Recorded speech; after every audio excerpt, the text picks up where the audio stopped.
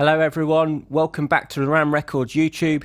This is 30 Minutes with SyRan, episode number 3.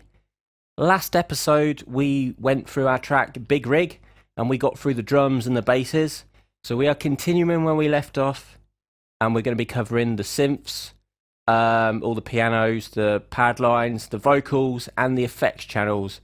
And if we don't waffle too much in the 30 minutes and we've got a bit of time left, we may talk about some of the mix down itself.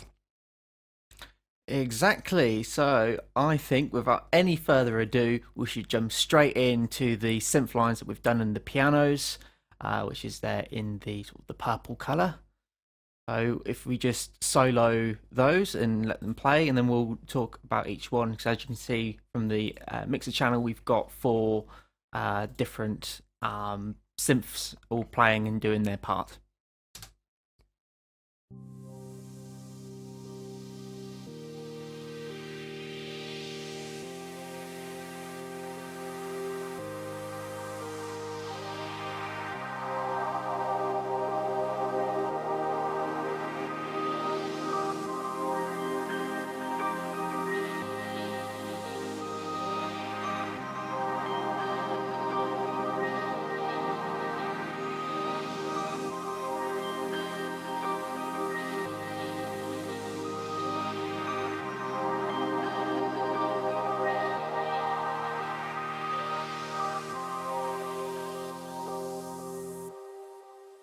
So there we go, that's most of the synth line. I think there's a couple of bits later in the track, but again, I think there's the same sample but chopped up. So I think the first thing we've got to say, James, off the bat is for synths, sometimes less is more.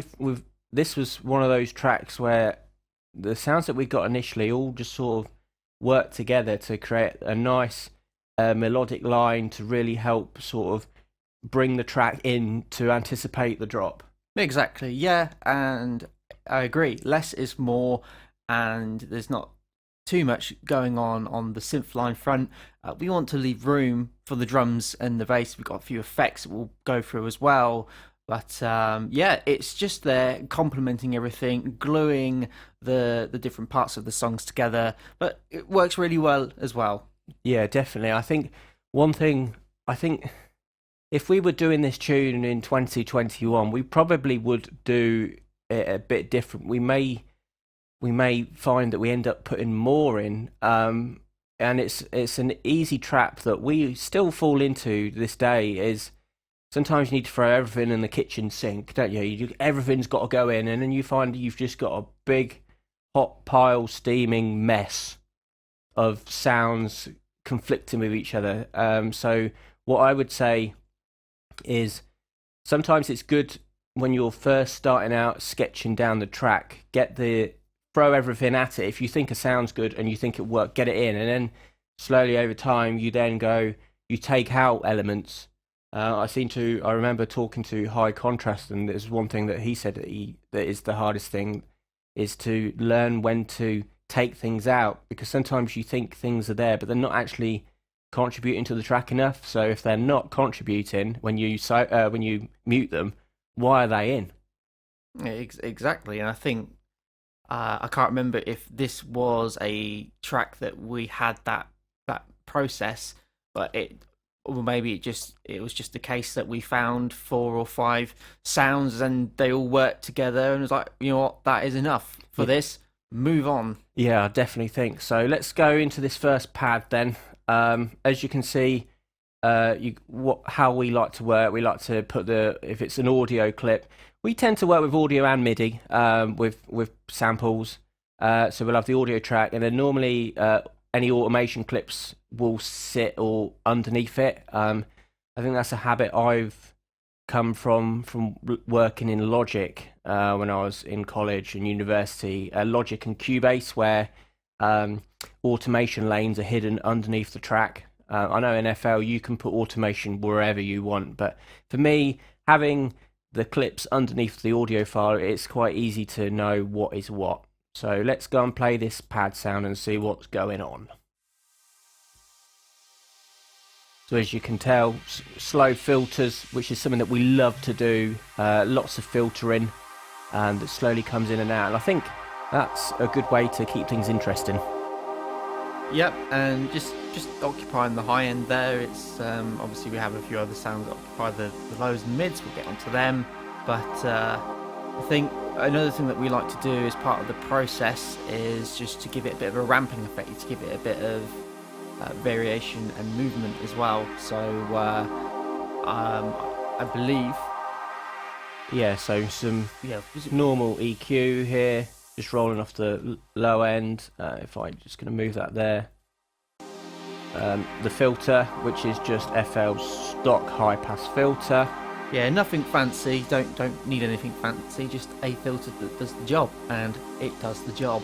Yeah, and then camel fat. So this will be James's ramping effect that he was talking about, and that's a technique that James came to me with, and he likes to use it a lot. So I'll let him explain it.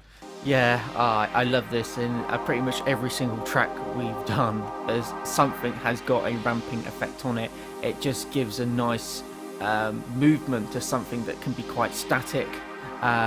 So in this case, normally it's a ramp up filter. The depth of it, it's not too much. It's not like sidechain in your face, but it's just doing enough just to give that nice bit of movement, and so that it just doesn't sort of clash with any other instruments as well. Yeah, definitely it's a rhythmic thing. So yeah, so we use camel fat, and to do this ramp, you're sending the volume, and you're using the LFO as ramp. So as James said, the depth is normally we don't tend to go overboard. Sometimes we do if we want that artistic effect, and then you can choose the rate. So we've done it every beat. So if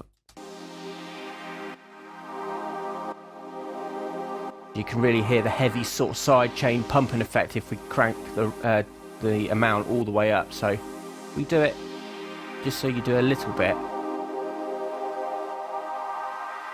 and it's one of them you notice it a little bit but not enough so it's jarring, and I think that's the key, isn't it? Yeah, so I mean, there's obviously there's no set formula of what works, but it tends to be that somewhere percentage wise, usually sort of about 20-30% for a small. If you want sort of a bit more movement for the artistic, then certainly maybe 50-60% on the depth.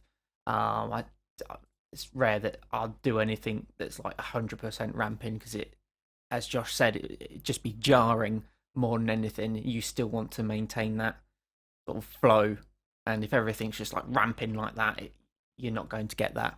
Yeah. And another plugin that we always go to for an effects module is Zetar. So it's actually a synth, but it comes with an effects version of it, so a bit like SyRan effects. And we like to use it a lot because of the delay and the reverb on it. Before, when we were starting out in FL, the way that you put insert effects on means that you can't do things in parallel. So if, for argument's sake, in slot 7 we put a delay in, and then slot 8 we put a reverb in, what will happen is the signal will go through the delay first and then the reverb, and it won't do it at the same time. Whereas if you send it on an aux send to a reverb and a delay, the two aux sends are processing. So one aux send will be doing your reverb and one will be doing your delay. So they're both happening at the same time. Now, due to how FL was written, in the early versions, plug-in delay compensation wasn't brilliant. So when you were sending things on a send, on an aux send, what would happen is, as your project gets bigger, the latency would increase, and it would cause things to knock out of time. So this was before Patcher came in. So what we used to use is Zetar, because it's got the delay and the reverb, and it will process it at the same time. So, and it's a habit that we've just kept with. So it's a basic synth, but it's got a couple of EQ bits, and you're essentially using all of this as an effect. So it's a cool little plugin, and we love to use it all the time. Yeah, it's something that we've had in our library for years. and it's something that we go to because we know it and we know what it gives as well. So in this case, we use a bit of reverb, Bit of delay, and roll off the tops. Jobs are good, really. Yeah, exactly. So, and that's everything on that. And then the only other thing is we've got an FL balance, which is effectively a utility plugin, and that's how we sidechain. So this will be sidechained to the kick drum. So if I don't think it's, if I pull everything right, here they go. You can see when the kick comes in, and that's our way to how we sidechain. So yeah, I think for that sound, again later in the track, the ramp filter comes in and out, and we've just cut up the sample a bit, and yeah, it there's nothing more to it really.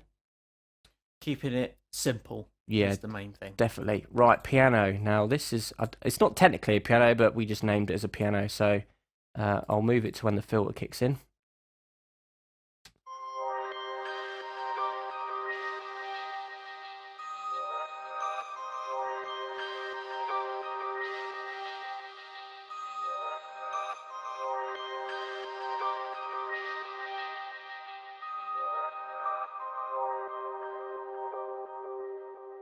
Again, I think we're a similar sort of thing here. Boosting the presence area, rolling off the low end. Again, low pass filter throughout the track, which is automated. Camel fat, again, doing the volume ramping trick. This time we're at a half a bar and a bit more depth, so you can really hear the half time sort of bounce. Yeah, and I tend to, if I have two sounds and I want to ramp, I tend to put them on different speeds, just to give the variation. Yeah. Again, Zetar effects, plate reverb, and a couple of delays here. So you've got a cross delay, and then that's feeding through into a stereo delay, but it's only EQing the high. So it's only delaying really the high end. I suppose this as well. I know that the Fruity Delay 3 sort of has like a cutoff filter, and we tend to use the Fruity Delay 3 a lot more. But before Fruity Delay 3, the Zetar had that option of where you could delay different frequency spectrums. So I suppose in this case we sort of went back to the old way of how we did it. Still gives a great, still gives the desired outcome. But I know that for sort of later projects that the Fruity Delay 3, that that provided a bit more control over delaying particular frequencies. This project was made before FL20 came out, so Delay 3 wasn't even there. This was done. So we made this in 2018, so they were still on. We were still on 12, I think. Well, certainly at the very least, the first version or the first draft of it was done 2018-ish. Yeah. Early 2018. Yeah. So that's that. And then, again, some more EQ. And we're just boosting the tops for it to cut through. Bring this piano to the front of the mix. So normally, if you're boosting tops, we perceive that to be closer. So yeah, that's a good sort of little tip. If you're ever unsure of placement of sounds in the mix, because you've not got left and right, you've got front and back. The more top end, the more high end frequencies, we perceive it to be up front. So if you ever want to push vocals up front or your drums up front, you just boost the high end with an EQ. Reverb's another way to push things back as well. But you can use EQ to just sort of place certain sounds in the mix. I like to think of it as a stage, that you're watching an orchestra on a stage, and the singer will be at the front of the stage, and then you'll have your different instrument groups panned at different sides slightly, and then on a percussion group would be nearer the back, so, and that sort of thing. And I think it's a good analogy to use when making music, even electronic music, is use EQ and panning to position elements in the mix.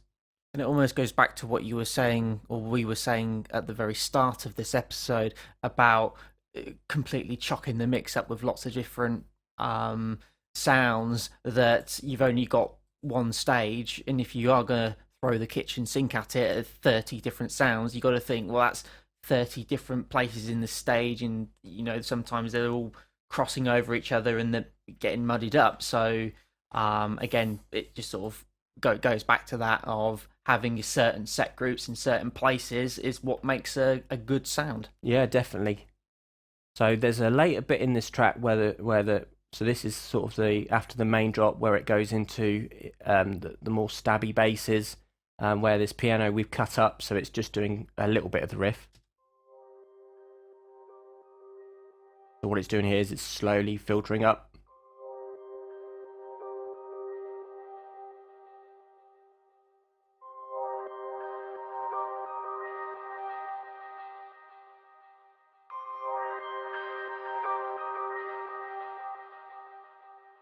And it'll go into the breakdown. So that's really it from the piano. Again, similar sort of thing here, where this ramp, this automation clip, sort of again low pass filter, slowly filtering things in and out over time, and then this will be near the end of the track where you have that moment again. We've moved that piano riff slightly, so here it happens on every phrase, sort of every 2 bars, every 4 bars, whereas here we reduce the amount that we use it. It's just to stop it from getting a bit boring and repetitive. Helps. Yeah.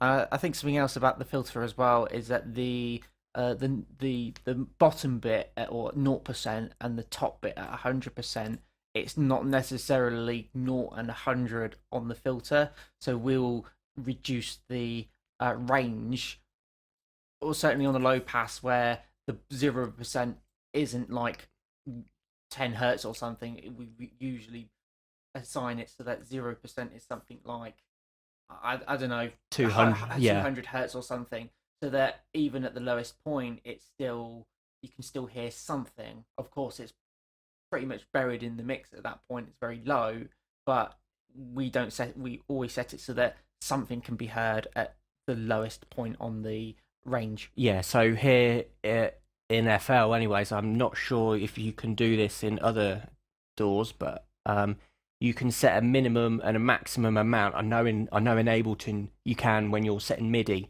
So if the automation clip's all the way at the bottom, it's actually, if you look on the top left of the screen underneath the title, it says output minimum level is 16%. So that it's not 0%, it's 16%. And the maximum, in this case, we have completely opened it up on the filter. Yeah, because it's a low pass filter. So you'll find that on any high pass filters that we do, that there will be no low sort of. It'll be 0%, but on then the high, it'll probably then be something like, again, sort of 80 or 85, 90% or something. Yeah. Right, let's go into the next sound, because I have just looked at the time. We're about 18 minutes in, apparently. We're doing well, because effects, there's not as much going on. So here is a piano, and let's play it. He says...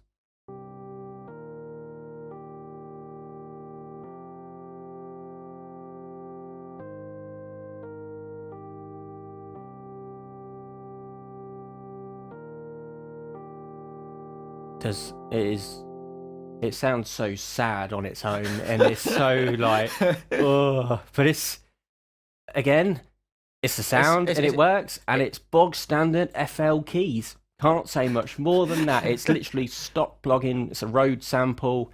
I don't think there's even any. Velocity. No, there's a little bit, but.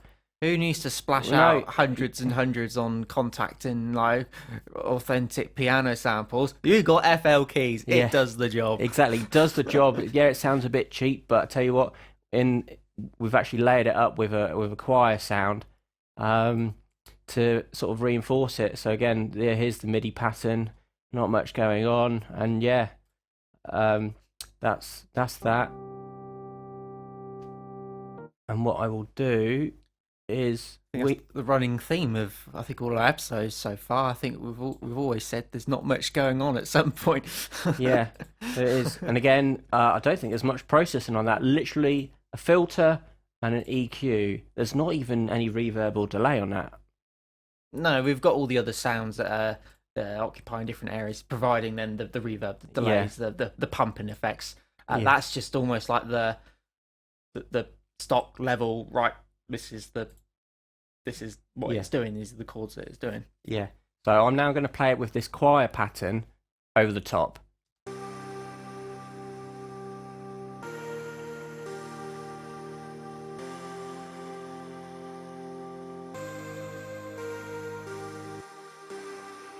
And again, that's just sort of like a trance choir sort of airy sound, which is producing all the high end, and together with the piano, sounds a lot better.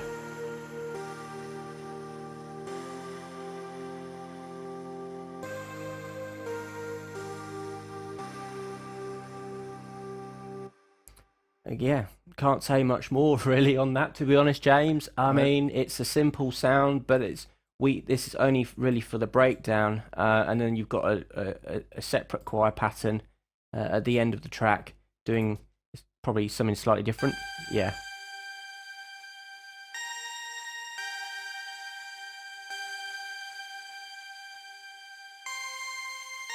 So it's playing that top line riff, but we've put it up an octave.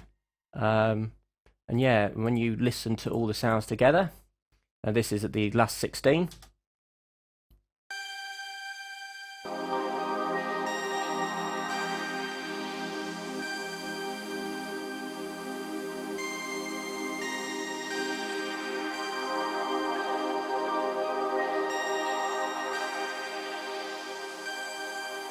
And yeah, I think that explains it quite well. All the sounds on their own sound a bit lackluster, but then you put them all together as a group, a synth group, and it's nice. It works. Everything is doing its little bit just to make it great. Yeah, that's the main thing. I wouldn't say they're the world's biggest sounds, and they don't really take up the stereo field and super wide and powerful and really in your face, but then they're not designed to do that because you've got the drums and the bass providing all the power. This is what I wouldn't call it filler, but it's just being the glue. You've got your drums and your bass as your main parts, which is the important bits, and then this is your fluffy bit on top. Exactly. Yeah. Exactly. Although, yeah, pretty much. Right. We've got 7 minutes to go through effects and vocals, which, to be honest, we can do and power through because there's not much going on. It's just James sample hunting. Over to you, James, on this one. Oh yeah. So in terms of like effects and what to include as part of the track, this is probably more the filler because it is the fills and stuff. It's the sweeps.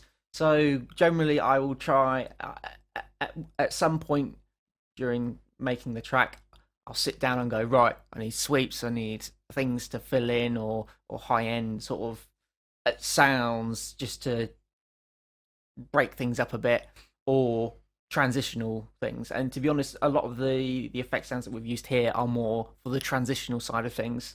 So you can start from the top one and just work it down. I think the first one is I'll do them in order. So you've got this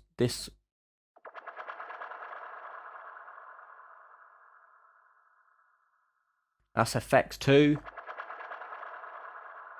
which again has just got some EQ on it. Yep. So we just wanted the sort of the mids as the start of the track. Just there's like almost like an impact, not like a massive boof in your face impact, but just this is another one. Yeah, sort of laser style, bubbly sound effects. They just give a nice. They occupy that nice area where it's not going to clash too much of anything, and it's sort of, it just gives off that bubbly effect at wherever you want in the mix. And then, so you imagine here, you're building up, and then so here we've got. So So in this case, we've used very short transitional elements, because I know that some sweeps, or they can be like 16 bars long, 8 bars, 4 bars long. We tend to, I mean, these are pretty short even for us, but we tend to sort of keep like the transitional sweeps to, I don't want to say 4 bars, but you sort of just want to hear the sweeps and the transitional elements right at the point of like the 2 bars or like 1 the bars dropout. on the dropout section. We don't have it so that you've got the transitional elements at like 16 bars before the drop, and it's all you've got is like the the build up sound. That's what all the other sounds are doing. Drums we like to do build up through the drums, and the effects is the missing piece on top. So I've noticed here, so you've got the 2 sweep sounds that you've processed separately, but then you've bust them into a sweep bus. So imagine that you've done that so you can apply the same processing. So in this case, the Zeta delay, the high delay on all of them. Yeah, it gives them all a sense of similarity, because they're all slightly different on the samples. But the ones that I've picked they tend to be sort of the bubbly, sort of mid. They've all got a similar range, so it just makes sense that hey, you bust them all together and process them the same. Again, I mean, I know it doesn't matter that we've got computing power nowadays, but it's always nice that if you don't have the big massive computers or something that route them to one channel, and just process it all there. So here's the build up then. So you've got this sort of scream of spin back, sort of classic sort of jungle drum and bass sort of sound, spin back. So nothing fancy. Again, another sort of lasery one. Yeah. And then that sort of sounds like some aeroplane riser thing, doesn't it? Yeah. It's like it's almost like an aeroplane sample that's just sort of been cut as it's going past. I don't know if you've ever thought of that. It's like a train or an aeroplane goes past, and you think, that sound of the rise and the. I know it's like, is it called like the Doppler effect? Yeah, Doppler effect. That's it. And then some more scream effects. Yeah, that one's come from a drum and bass sample pack, quite an old one, but I love it. I like that particular sound. And this one I've used a lot more throughout the track because it's a lot more. Well, it's almost like a vocal. It's a vocal. It's like a vocal pitch hit thing. Yeah. So no, it really works well with everything, and again occupies that sort of high mid section where you can put its own space. As you can see, we don't really pick effects that have any lows or muddiness to it, or if it does, we've rolled them off on the EQs, because effects don't. Well, for us, the effects shouldn't be occupying that area. That's for the kick and the basses and what you want for the presence. You don't need these type of sounds occupying that space, which is muddy. Yeah, and that's everything on the effects really. As you can see, we've got 400 or 500 effects, and we layer some at different points and drop out some at certain phrases. And I think that's generally what we do in our tunes. Even to this day, we just have 4 or 5, and then we move them around. Some phrase end of phrase effects bits would only have 2 or 3, and others would have 4 or 5. It depends at which point in the song. If they're leading up to a breakdown or they're coming from a build up into the drop, we may have a bit more. But then if everything's in drums and basses, you'll have the odd 1 or 2 scattered throughout the phrases. Yeah. And then that leaves us on. Oh, so before we go, again, literally, it's nothing. We've not done any real processing. We've just let the sample do its thing. Yeah. Roll off to the low end. Yep, and I think that brings us to the last sound. Last element. And for the last couple of minutes as well. Yes, so vocal. So a little story. This vocal was a sample that I found on some old YouTube video. But there was a trance track released in the early 2000s by Dirt Devils called The Drill. and it had a sample in it, very similar to this, but it was a sample that I've always wanted to find and use in a tune. So the sample goes, is it general quarters, all hands, man your battle stations. This is a drill, this is a drill. And it's a great sample. And so when we made the tune, the vocal was the last thing to come off. And I thought, well, if we've got this effect sound that sounds like an aeroplane, I said to Jay, I said, that drill, army, navy style drill, this is a drill, let's put that in. And I managed to find a good version of it on YouTube, and it just worked. So here's the sample.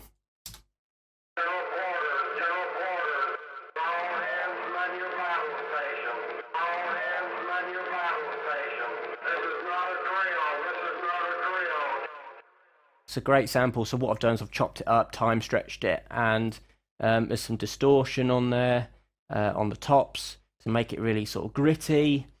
Some EQ. So what we've done is we've distorted the tops, give it some fuzz, removed all the harshness on a slope, and then once we've done that, boosted the mid. So EQ, and I like to do it in stages rather than all under one EQ. It's a bit easier, I find. And then finally, again, Zatar doing its thing, a large hall and a stereo delay, and it happens twice in the tune, but it's the sort of missing piece. So yeah.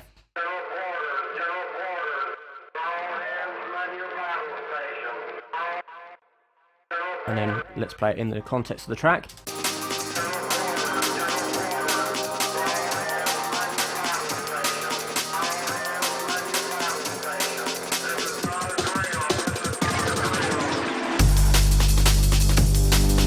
Banging. And yeah, it's little vocals or little phrases, stuff like that can be the missing ingredient to your track. So yeah, and also as well, if you want people to almost like remember your track, and if there's one thing that stands out of, oh, I know this track because mainly it's a vocal sample, and it says, oh, it's the track that says this is not a drill, this is not a drill. Exactly. So little things like that, and YouTube old documentaries is always a good, films and documentaries and that sort of thing are always a great inspiration and a source for just providing snippets of vocals or spoken word samples that you can use in your tunes. So yeah, it's one of them, just spend time if you're a bit bored and you just sample hunting, just get lost in the world of YouTube and you can find that little sample. And it doesn't even matter if it's sort of low quality, because that's sort of part of it, I find, is it doesn't matter if it's super clean. It's, you want a bit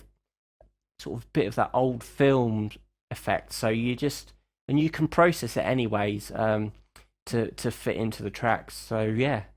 I think... And to be honest, if you even watch documentaries or whatever you watch, it's almost in the back of your mind as well. Sometimes I've watched sort of documentaries and thought at some point, oh, that would be a great little snippet to use. I probably never have done, but it's just sort of as I was watching, I was thinking, oh, that sounded all right.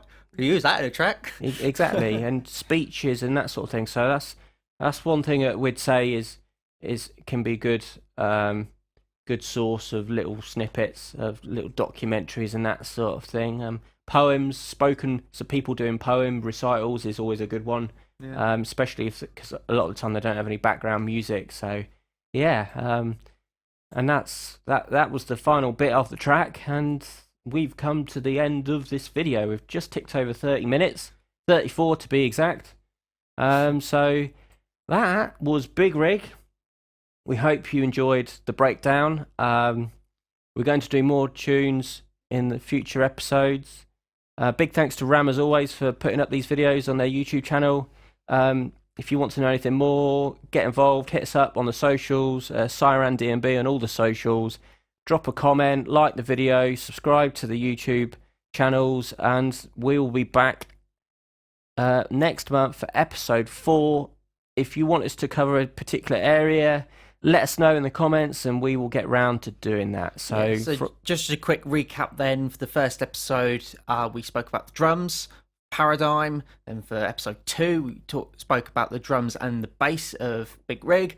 This is the third episode, talking about the synths and the other instruments. So if there's something that in particular, maybe our basses or pianos, or I don't know, it's just even something like more effects or something like that. It's, mix downs, whatever. Yeah, just let us know, and we will take that into consideration for next one. Maybe that will be episode 4. But, yeah, exactly. So from both of us, take it easy, and we will see you around. Yeah, thank you very much. Take care.